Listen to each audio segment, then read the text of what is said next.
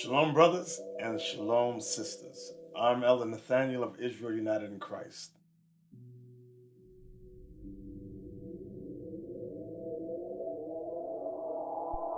As many of you are finding out, Christianity has destroyed our people. For the past 400 years, we have been indoctrinated in lies. Those lies of Christianity have not benefited our people in the least bit. Many of you know this. So, like Christ said in John chapter 3, verse 3, he said, "Except ye be born again, you shall not inherit the kingdom of heaven."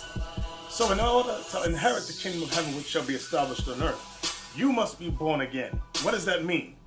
Many of you always quote that, but you don't understand what that means. When you go to 2nd Ezra, chapter 14, verse 34, Ezra said, "Therefore, if so be that ye will subdue your own understanding," meaning subdue all that you have learned here in Babylon the Great, it says, "and reform your hearts, ye shall be kept alive." What does that mean?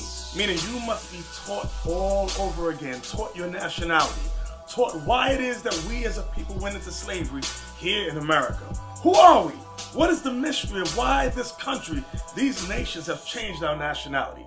We here at Israel United in Christ, we have classes 7 days a week, 3 times a day. All for what? For your learning, for your edification. You will learn things never taught to you before.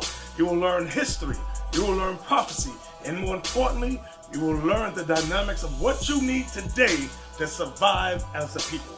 1/3 of Israel is prophesied to repent of their sins and come into this truth. So now we need you, brothers and sisters.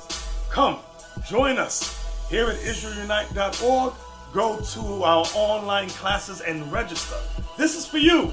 This is for the redemption of the 12 tribes of Israel, brothers and sisters.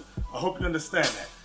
Isaiah chapter 62, verse 6 says, "I have set watchmen upon thy walls, O Jerusalem, which shall never hold their peace day nor night.